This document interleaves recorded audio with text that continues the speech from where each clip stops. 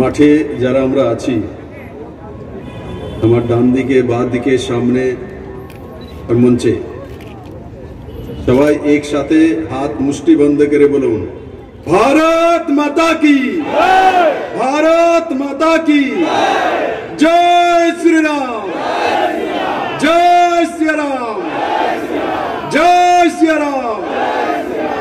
সবাই উঠবে না, উঠবে না।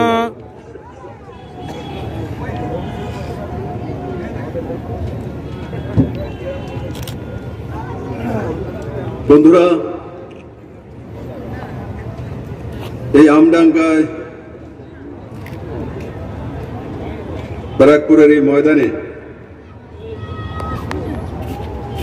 আজকের এই পরিবর্তন যাত্রার যে র্যালি হতে চলছে,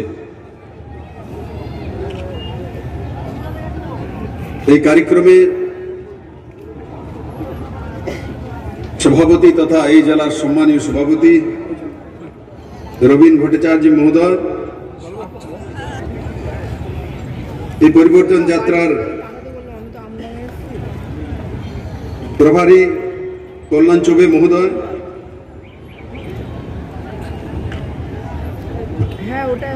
এমএলএ শ্রী সুনীল সিং মহোদয়,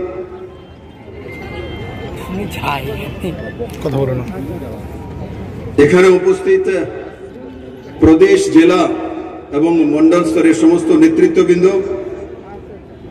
বড় মাত্রায় উপস্থিত আমার মায়েরা, বোনেরা, পার্টির লোকপ্রিয় নেতৃত্ব, সুধী নাগরিক বৃন্দ, মিডিয়ার বন্ধুরা, বন্ধুরা 2011-তে 34 বছর পর বাংলার মানুষ পরিবর্তন করেছিল। লম্বা সময় কমিউনিস্টের সরকার, আর এক সময় ভাবা হতো বাংলা থেকে হয়তো আর কমিউনিস্টের সমাপ্তি হবে না, কিন্তু এটা বাংলার মাটি, এটা নেতাজি সুভাষ চন্দ্র বসুর মাটি, এটা স্বামী বিবেকানন্দের মাটি, এটা বঙ্কিমচন্দ্রের মাটি, এটা ঋষি অরবিন্দের মাটি, এটা রবীন্দ্রনাথ ঠাকুরের মাটি, বহু ঋষি মনো ঋষি তার মাটি। কমিউনিস্টদের সেই বিশ্বাসকে চিড়ে 2011-তে বাংলাতে পরিবর্তন এলো। কি স্লোগান ছিল? মা মাটি মানুষ। কোথায় আছে সেই স্লোগান? আজ ওনারাই সেটা বলেন না। এখন আমি মঞ্চে শুনলাম সভাপতি মহোদয় বলছে এখন স্লোগান হয়ে গেছে জয় বাংলা, নামই পরিবর্তন করে দিয়েছে। মা মাটি মানুষের স্লোগান দিয়ে এসে পরিবর্তন কেন করেছে? কারণ কি মা মাটি মানুষ কোনোটাই উনি কাজ করেননি। আর বাংলার মানুষকে বোকা ভেবেছ দিদি? বাংলার মানুষ 34 বছর পর বাম ফ্রন্টের সরকার উৎখাত করে গঙ্গায় ফেলে দিয়েছে। আপনার উপরে বিশ্বাস করেছিল, আপনি মা মাটি মানুষের কথা বলেছিলেন। ত্রিপুরা তো 2018-তে পরিবর্তন, সেখানেও লম্বা সময় কমিউনিস্টের সরকার, 25 বছর টানা সরকার, 20 বছরের টানা মুখ্যমন্ত্রী, তার আগেও 10 বছর, 35 বছর, দুই জায়গায় পরিবর্তন হয়েছে। ওখানে কমিউনিস্ট থেকে ভারতীয় জনতা পার্টি সরকার এসে, আর এখানে কমিউনিস্ট থেকে দিদি তৃণমূল মা মাটি মানুষের স্লোগান সরকারি। ওখানে নরেন্দ্র ভাই মোদীর ডাবল ইঞ্জিনের সরকার চলছে, এখানে মোদী ইঞ্জিন লাগালো, দিদি ইঞ্জিন কি করেন? ইঞ্জিন ট্র্যাক থেকে বের করে দেন, বলে ইঞ্জিন আসা যাবে না বাংলায়। কেমন প্রধানমন্ত্রী কিষাণ সম্মান নিধি, পুরো ভারতবর্ষে কংগ্রেসের স্টেটও লাগু হচ্ছে কিষানদের জন্য। মাটির কথা বলেন, মার কথা বলেন, মানুষের কথা বলেন, মা মাটি মানুষের স্লোগান দেওয়া মহিলা বাংলাতে কিষাণ সম্মান নিতে লাগু হতে দিচ্ছেন না। বাকি সব অন্য প্রদেশে হচ্ছে, নন বিজেপি স্টেটও হচ্ছে, কিন্তু এখানে মাটির মানুষদেরকে ৬,০০০ টাকা করে দিতে দেবেন না উনি।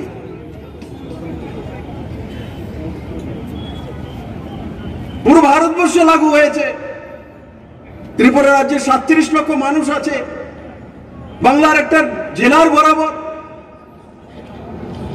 2,35,000 গরিব কিষান তার অ্যাকাউন্টে প্রতি বছর ৬,০০০ টাকা করে পেয়ে থাকেন। আমি যখন ত্রিপুরা বিভিন্ন প্রান্তে যাই, এভাবে যখন সব আসে, আমি যখন মঞ্চ থেকে বলি কে কে কিষাণ সম্মান নিধি পেয়েছো, বড় মাত্রায় মানুষের হাত উঠে যায়।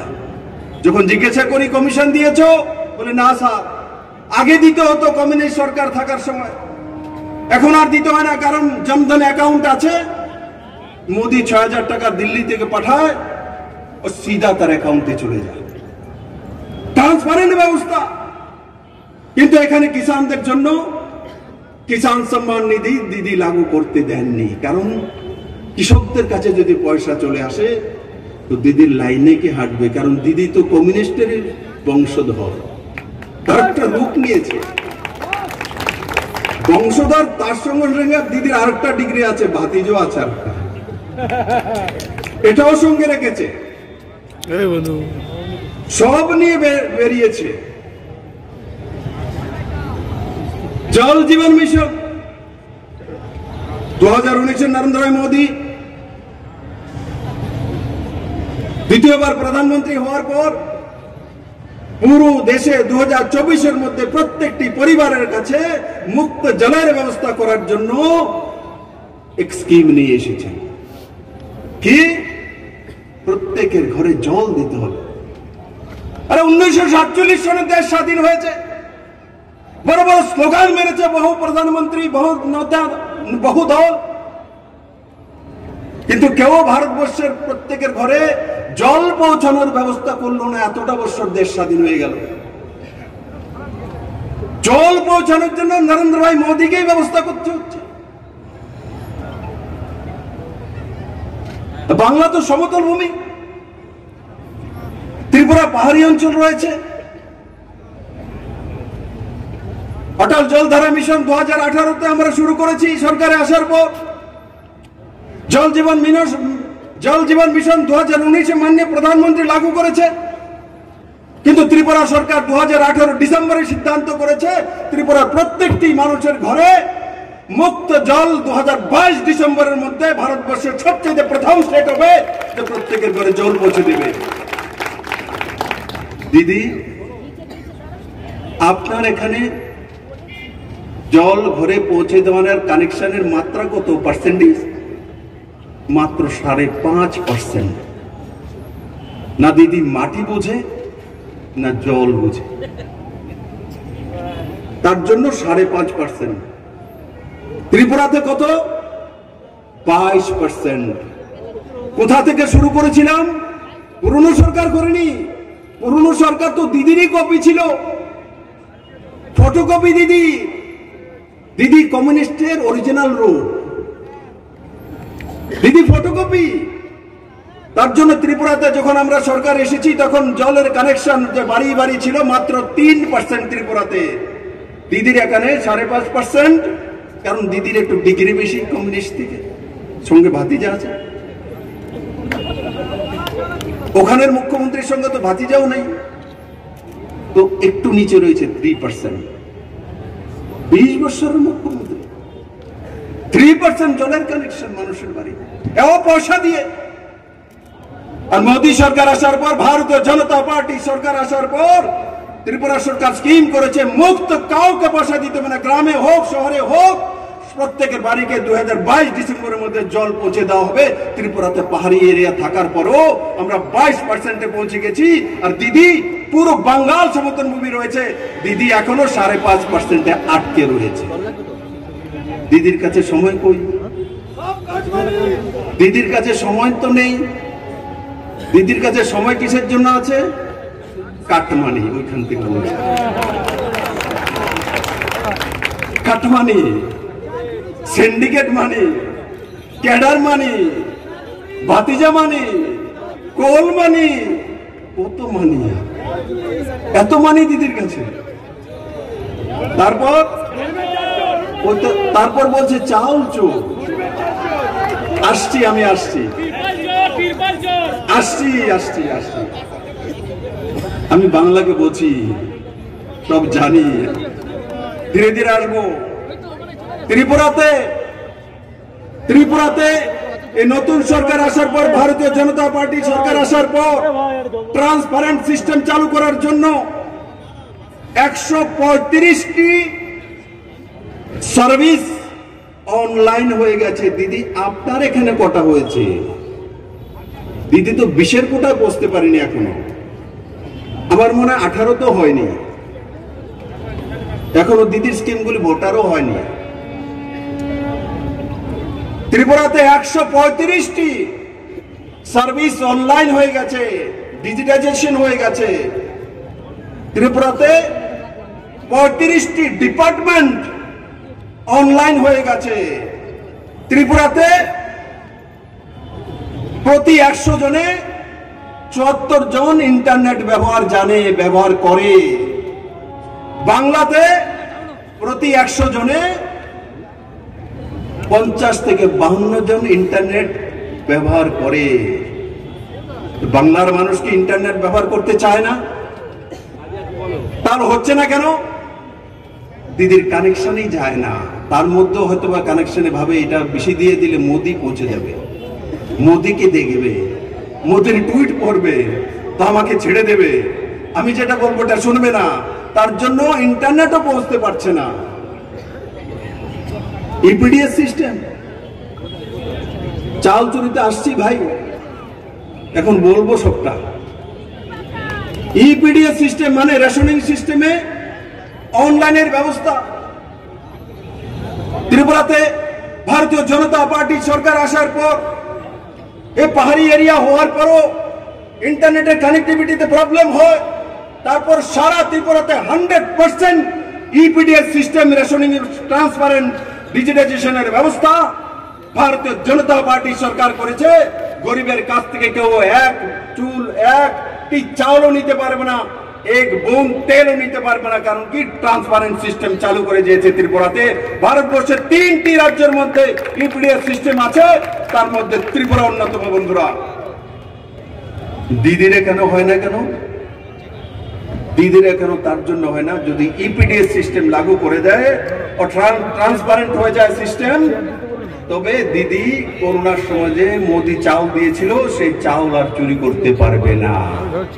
তার জন্য দিদি ইপিডিএস সিস্টেম লাগু করে না। কারণ দেখুন, করোনার সময় নরেন্দ্র ভাই মোদি দেশের 80 কোটি মানুষের জন্য মুক্ত চাউল ডালের ব্যবস্থা করেছে। সেই চাউল ডাল পর্যন্ত দিদির লোকেরা চুরি করে নিয়ে চলে গেছে। এই চুরি যদি ইপিডিএস সিস্টেম হতো, বাংলাতে চুরি করতে পারতো কেউ? কোন নেতা করতে পারতো না, না কোনো ক্যাডার করতে পারতো, না কোনো সিন্ডিকেট করতে পারতো। ত্রিপুরাতে আমরা সেটা করে দিয়েছি। ত্রিপুরাতে 1 কার্ড 1 নেশন লাগু হয়ে গেছে। ত্রিপুরা কোনো ব্যক্তি তার রেশন সেবার নাম যেখানেই থাকুক না কেন, ত্রিপুরার যে কোনো প্রান্ত থেকে সে রেশন উঠাতে পারে। এবং ভারতবর্ষের যে রাজ্যের মধ্যে 1 কার্ড 1 নেশন লাগু হয়ে গেছে, সে গুজরাট হোক অন্য কোনো প্রদেশ হোক, সেখান থেকেও সে রেশন উঠাতে পারবে। গুজরাটে ঘোরার জন্য গিয়েছে তো তার রেশন গুজরাট থেকে তুলতে পারবে। কিন্তু দিদির এখানে এই নাম্বারের যে রেশন শপ আছে এটা ছাড়া অন্য রেশন শপ থেকে চাল তোলা যায় না। কারণ কি দিদি ওয়ান কার্ড ওয়ান রেশন লাগু তার জন্য করেনি, কারণ কি চাল চুরি করতে হবে, তেল চুরি করতে হবে, গরিবকে থেকে কমিশন খেতে হবে, গরিবদের কাছ থেকে চাল নিয়ে তৃণমূলের অফিসে গুডাউনে রাখতে হবে, তার জন্য করেনি। ক্রাইম এগেইনস্ট ওমেন, দিদি আপনি মহিলা না? কি করেছেন আপনি? আপনি মহিলা মুখ্যমন্ত্রী। বাংলাতে ক্রাইম এগেইনস্ট ওমেনের পার্সেন্টেজ কত আছে? পার লাখে 64%। ত্রিপুরাতে কত আছে? 44%। ত্রিপুরাতে ক্রাইম রেট কম না বেশি? দিদি আপনি এমন এক ছেলেকে উঙ্গলি তুলেছেন, এবারে ইলেকশনে যখন আসবো না আপনি দেবেন কম্বল নিয়ে যেতে পারবেন না, সমস্ত কিছু রাখবেন আপনার। ত্রিপুরাতে নরেন্দ্র ভাই মোদী এবং ভারতীয় জনতা পার্টির ডাবল ইঞ্জিনের সরকার চলছে। তার জন্য ত্রিপুরাতে পার ক্যাপিটা ইনকাম কত ছিল? বামফ্রন্টের 25 বছর সরকারে 20 বছর টানা মুখ্যমন্ত্রী 1,444 টাকা। আজকের দিনে কত আছে? 2 বছরে 1,23,636 টাকা, মানে 23% গ্রোথ হয়েছে। আপনার এখানে কত দিদি পার ক্যাপিটা ইনকাম? কত? 1,15,747 কাছাকাছি। ত্রিপুরা থেকে কম।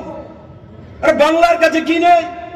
বাংলার কাছে কয়লা আছে, বাংলার কাছে স্টিল আছে, বাংলার কাছে সমুদ্র আছে, বাংলার কাছে হুগলি আছে, বাংলার কাছে গঙ্গা আছে, বাংলার কাছে ঋষি অরবিন্দ আছে, বাংলার কাছে বঙ্কিমচন্দ্র ছিল, রবীন্দ্রনাথের মাটি, বিবেকানন্দের মাটি।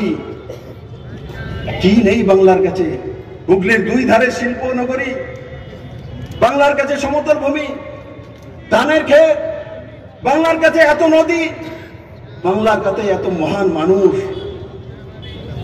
পার ক্যাপিটা ইনকাম কেন কম কেন দিদি? কে জবাব দেবে? নরেন্দ্র ভাই মোদী দেবে। আয়ুষ্মান ভারত যোজনা কেন লাগু করলেন না আপনি? ত্রিপুরাতে 12 লাখ আয়ুষ্মান ই কার্ড রয়েছে, 5 লাখ টাকা করে ত্রিপুরার মানুষ চিকিৎসার জন্য পেয়ে যায়। লাখো লোক ত্রিপুরার তাতে উপকৃত হচ্ছে। যে গরিব ত্রিপুরার এক সময় যদি অসুস্থ হতো, তার পিতার চিকিৎসা করতে পারতো না, কেউর কাছ থেকে যদি 500 টাকা উধার নেওয়ার জন্য যেত, তখন তার মাকে বলতো যে তোমার হাজবেন্ড তো অসুস্থ হয়ে আছে, 500 টাকা উধারের জন্য ছেলেকে পাঠিয়েছো, কবে দিতে পারবে? তোমার স্বর্ণের গহনা আছে কিনা, এগুলো বন্ধক দাও। বন্ধক দিয়ে 500 টাকা নিয়ে তার বাবাকে চিকিৎসা করতে হতো ত্রিপুরাতে বন্ধুরা বামফ্রন্টের সময়। আজকে 5 লাখ টাকার ইন্স্যুরেন্স করে দেওয়ার পর নরেন্দ্র ভাই মোদীর আয়ুষ্মান ভারত যোজনা, আজকে ত্রিপুরার গরিব মানুষ হসপিটালে চলে যায়, টাকার দরকার হয় না, 5 লাখ টাকার রিকার্ড পেশ করে দেয়, 5 লাখ টাকা পর্যন্ত 1 বছরের মধ্যে তার চিকিৎসার ব্যবস্থা হয়ে গেছে। এখানেও কেন হয়নি? বাংলাতে কেন হয়নি? বাংলার মানুষরা 5 লাখ টাকার চিকিৎসা পেতে পারে না দিদি, কেন দেননি? আপনি যদি কোন স্কিম চালু করে থাকেন করুন, কিন্তু সেই স্কিমে এডিশনাল পেলে আপনার লোকসান কি? আপনি কেন দেননি? আরে আমার রাজ্যে তো আমি ওখানে বলেছি, দিদি দিদি বলে ত্রিপুরার মানুষকে আমি সাহায্য করতে চাই, 50 কোটি টাকা দেব, আমি গিয়ে দিদির থেকে চেক নিয়ে নেব। আর দিদিকে নরেন্দ্র ভাই মোদী দিচ্ছে কিষাণ সম্মান নিধি, আমি নেব না। আয়ুষ্মান ভারত যোজনা আমি নেব না। আরে কি মডেলে ভাই, আমি নেব না। ভারতবর্ষে আর মুখ্যমন্ত্রী নেই, মানুষের জন্য স্কিম আছে বলছে আমি নেব না। লাস্টে এখন শুনেছি, কিছুদিন আগে মিডিয়াতে দেখেছি, না কিষাণ সম্মান নিধি আমি লাগু করব বলেছে, মনে হয় না এমন একটা বলেছে, শেষ লগ্নে এসে বলেছে, লগ্ন শেষ। পুরো বাংলার মানুষ ত্যাগ করে নিয়েছে, যেখানে নরেন্দ্র ভাই মোদীর ডাবল ইঞ্জিনের সরকার চাই ত্যাগ করে নিয়েছে, ত্যাগ হয়ে গেছে, ত্যাগ হয়ে গেছে। একদিকে দেখুন ত্রিপুরাতে 25 বছর যাবত কোনো ইন্ডাস্ট্রিয়াল ডেভেলপমেন্ট হচ্ছিল না। আজকে ইলেকশনের আগে নরেন্দ্র ভাই মোদী ত্রিপুরার মানুষকে গিয়ে বলেছিলেন, হে ত্রিপুরার মানুষ, কোন ভারতীয় জনতা পার্টি সরকার তৈরি করো, আমি তোমাদেরকে হীরা দিয়ে দেব। হীরা মানে H4 হাইওয়েজ, ন্যাশনাল হাইওয়ে। ত্রিপুরাতে সবচেয়ে বেশি একসঙ্গে ন্যাশনাল হাইওয়েজের কাজ হয়েছিল তৎকালীন সরকারের সময় মাত্র 1200 কোটি টাকা। আর আজকে নরেন্দ্র ভাই মোদী হাইওয়েজ বিছিয়ে দিয়েছে ত্রিপুরাতে প্রায় 12,000 কোটি টাকার কাজ ত্রিপুরাতে হতে চলছে। 12,000 কোটি টাকা, যেখানে 1200 কোটি আর 12,000 কোটি টাকার কাছাকাছি। I4 হাইওয়েজ, আমি বললাম হাইওয়েজ কোথায় হয়েছে?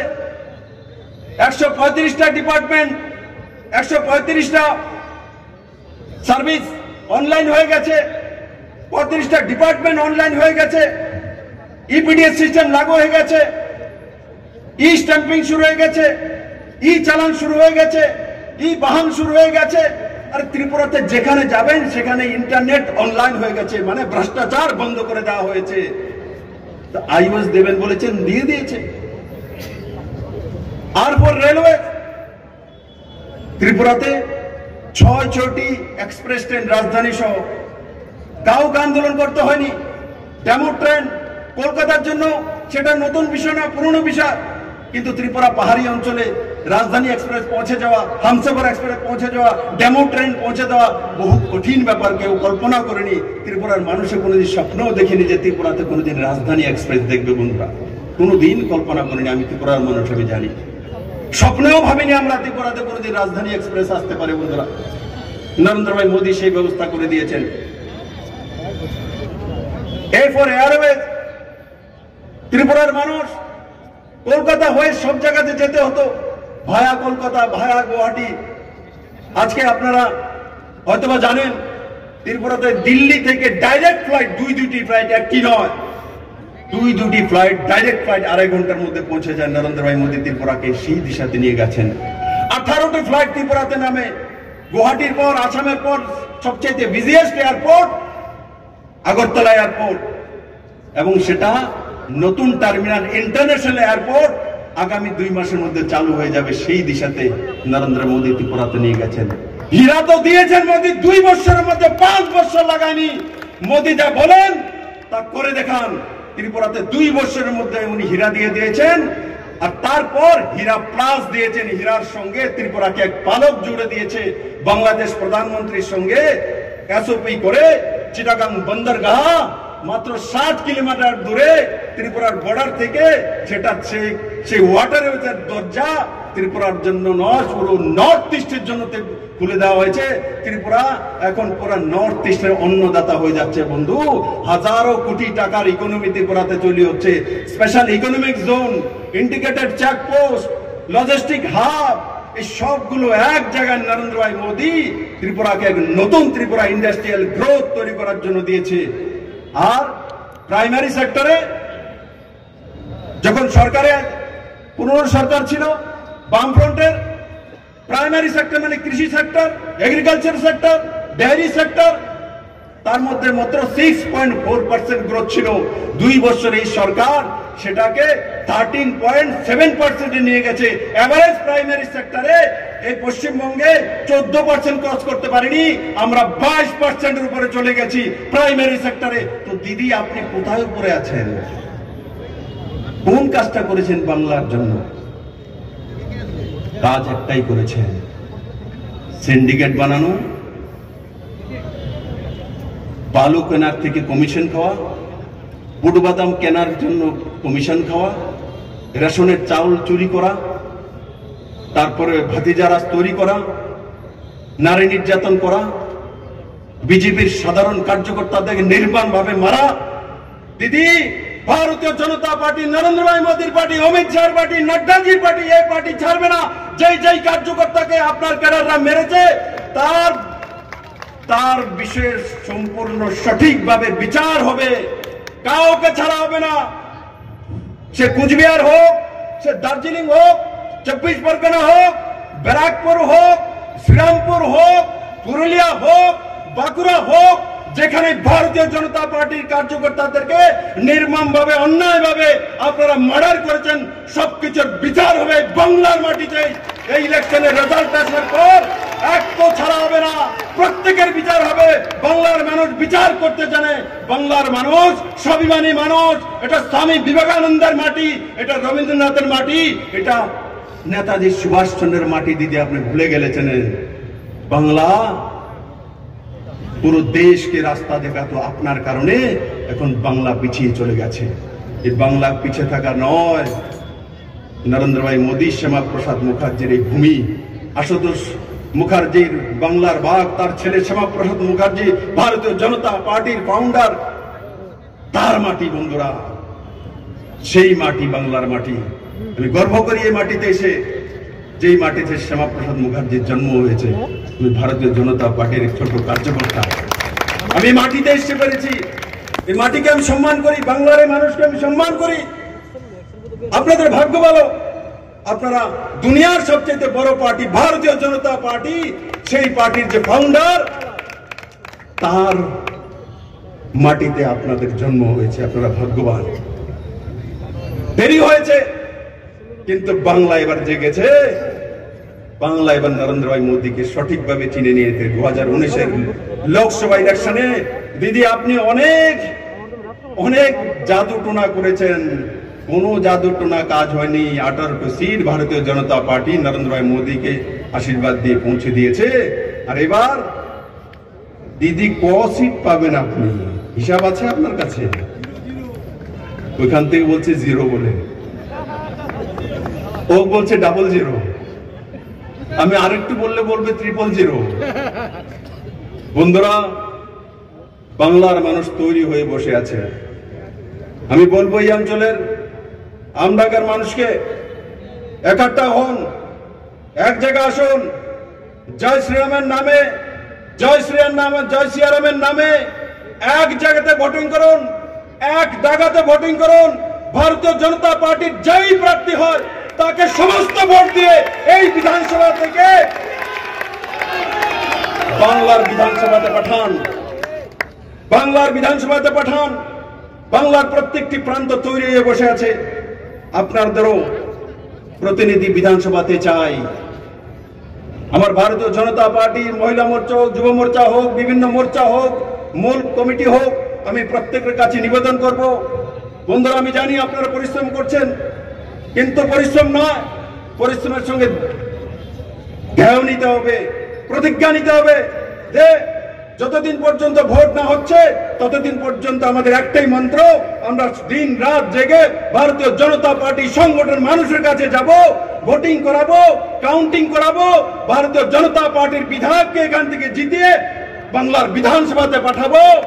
আর বাংলার জন্য ডবল ইঞ্জিনের সরকার নরেন্দ্র ভাই মোদীর সরকার যেভাবে ত্রিপুরাতে এসছে সেইভাবে বাংলাতেও আনতে হবে। তাই তো করে নিয়েছে। বাস এবার কে কে সেই জাহাজে উঠবে, সেই জাহাজে কে কে উঠবে সেই বিষয়ে বন্ধুরা আমাকে সাংবাদিকরা ওখানে প্রশ্ন করেন, স্যার আপনি কি বুঝতে পারছেন? আমি কি আপনি বুঝতে পারছেন তার জন্য তো আমাকে জিজ্ঞাসা করতেন। তার আগে যখন আসতাম তখন কিছু বলতেন না, এখন আপনি বুঝে গেছেন বিজেপি সরকার এসে গেছে তার জন্য আমাকে জিজ্ঞাসা করছেন। তার আগে জিজ্ঞাসা করতো না, এখন জিজ্ঞাসা করে স্যার আপনি কি বুঝতে পারছেন? এত করে হাওয়া চলছে, চারিদিক দিয়ে এই রথ গেলেই হাজারো লোক আসছে, আপনার কি অনুভূতি হয়? আমি বললাম আপনার কি অনুভূতি হয়? তো হেসে দেয়। মানে যারা পত্রকার আছে, সাংবাদিক বন্ধুরা আছে, ওনারাও সবার আগে জানেন যে বাংলায় মোদী সরকার এসে গেছে, শুধু ভোটের দিনক্ষণ বাকি আছে। যেই মাত্র ভোটের দামামা বাজবে আর মানুষ বাংলার উৎসবের মেজাজে, আর মহিলাদেরকে বলবো দুর্গা রূপ ধারণ করুন, অসুরবাদ করুন, আর বাংলাতে ভারতীয় জনতা পার্টি এক বিরাট শক্তিশালী সরকার করুন, আর নরেন্দ্র ভাই মোদীর হাতকে শক্ত করুন, আর বাংলার মানুষের হাতকে শক্ত করুন, গরিবের হাতকে শক্ত করুন, কৃষকের হাতকে শক্ত করুন, নওজওয়ানের হাতকে শক্ত করুন, সেই দিশাতে কাজ করুন। আমি আশা করি এই অন্তরাঞ্চলের ব্যারাকপুরের পুরো লোকসভা অঞ্চলের সমস্ত যারা জনগণ সাধারণ রয়েছেন, যারা এখনো তৃণমূলে রয়েছেন, আমি তাদেরকে বলবো আপনারা চলে আসুন। তৃণ আর থাকবে না, পদ্মফুল ফুটে গেছে, কেউ থেকে লাভ নেই। ত্রিপুরা তো এমন হয়েছিল, বামফ্রন্টের দম্ভ ছিল। আরে বিজেপি এখানে কি করবে? একটাও বিধানসভা নেই, সে কোথা থেকে আসবে? বলে এরা এমনি ঘুরবে, 2টা পাবে, 3টে পাবে, ইলেকশন পর্যন্ত বলে 5টা পাবে। যেই মাত্র রেজাল্ট এসছে যে বিজেপি একক সংখ্যাগরিষ্ঠ সরকার, 0 থেকে যদি কেউ সরকার করতে পারে, ভারতীয় জনতা পার্টি করতে পারে। দিদি পারে না, দিদি 0 থেকে সরকার বানায়নি। পুরো ভারতবর্ষের মধ্যে 0 থেকে সরকার বানিয়েছে কোন ন্যাশনাল পার্টি? ভারতীয় জনতা পার্টি, নরেন্দ্র ভাই মোদীর পার্টি, অমিত শাহ পার্টি, জেপি নাড্ডার পার্টি।